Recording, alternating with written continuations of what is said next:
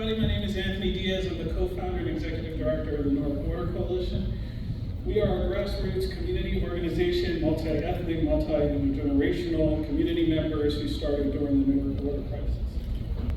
So our timeline, we use about 2016 as our starting point. That's when 30 Newark public schools tested positive for lead exceedance. The highest was Bard High School at 500 parts per million. So we know the EPA standard is 15. And I won't go into this too much.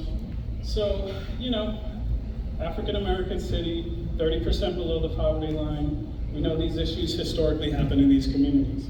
The Newark Water Coalition, when we first started, we wanted to develop a street team so that we can go out and test people's water.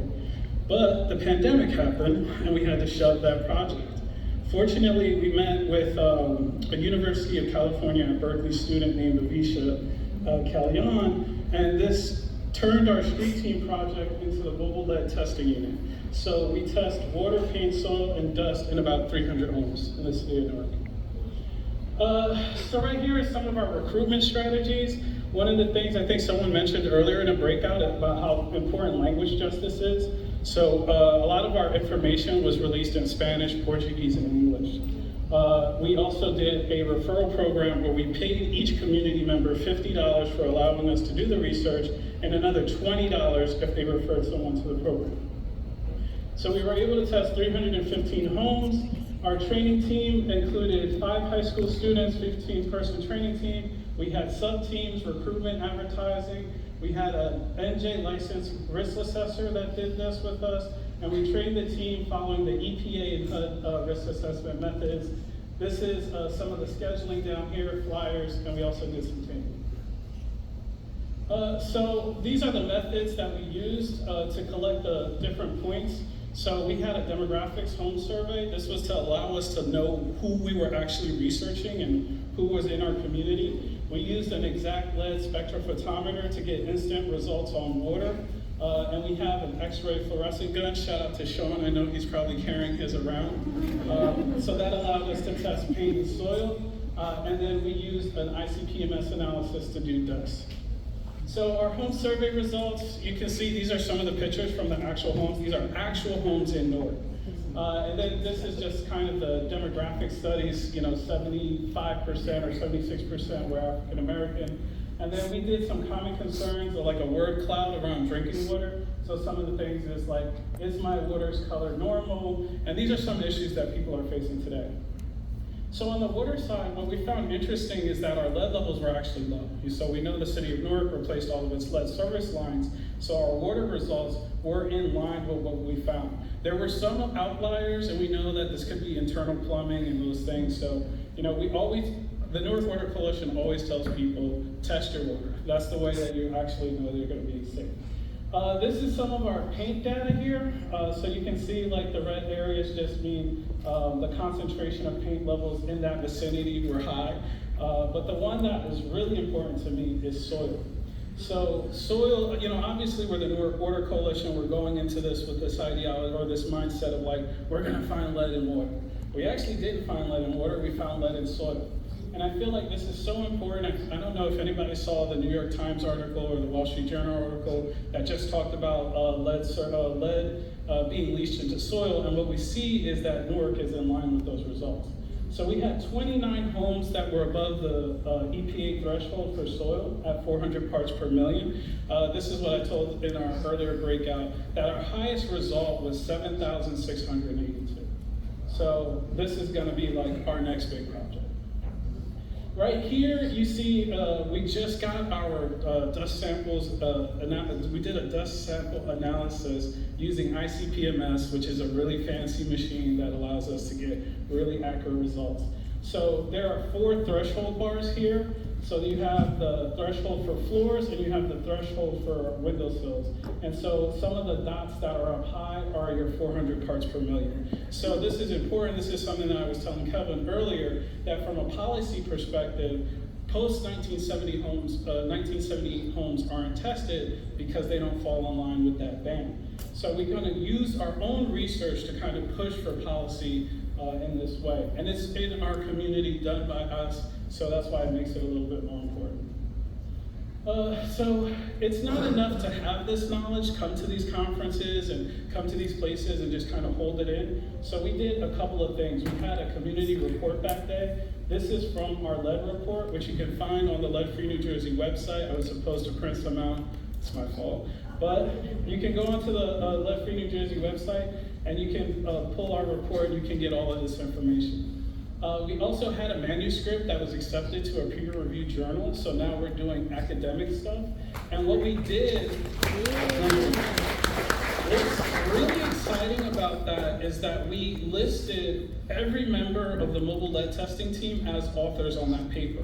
No matter how old they were or where they're coming from in the community, they are all now published authors. So we also gave each participant in the study a report back letting them know the lead levels in their homes or if they didn't have lead levels in their homes.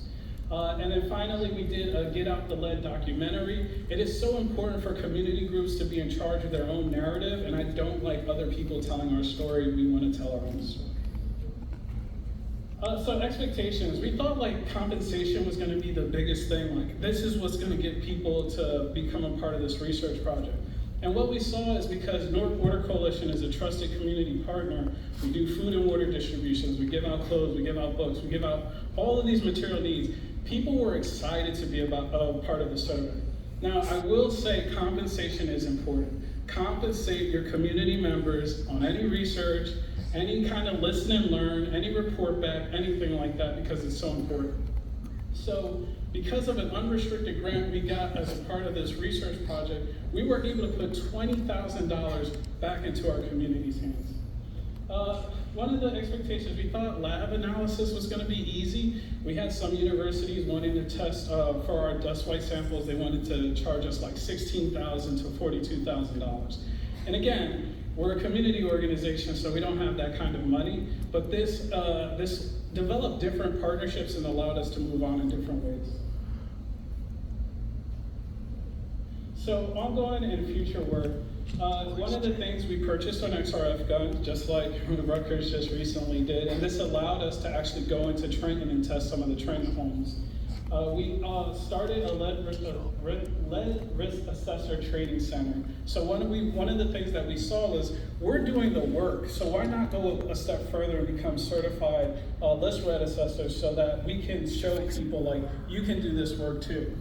And we're building partnerships. We were part of the SEED pilot program that just got funded with Dr. Lundberg, who's sitting back there or standing back there. Stevens Institute of Technology ran a pilot program that will allow us to remediate lead in soil.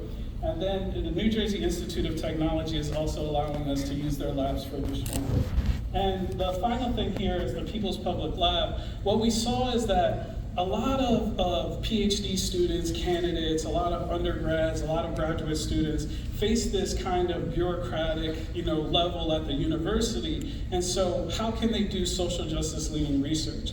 So I'm a big DIY person, so let's create another nonprofit organization that does social justice leaning research so that social justice leaning researchers have a home and they can do the work with a lot of equity and community members.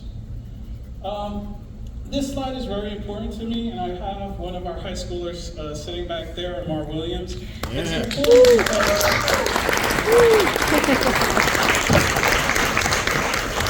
It's important on two fronts. I think one is this, we're taking ownership of what's going on in our community. We're trying to do the research. We're trying to train others up in order so that they can advocate and be voices in their community and educate them on the things.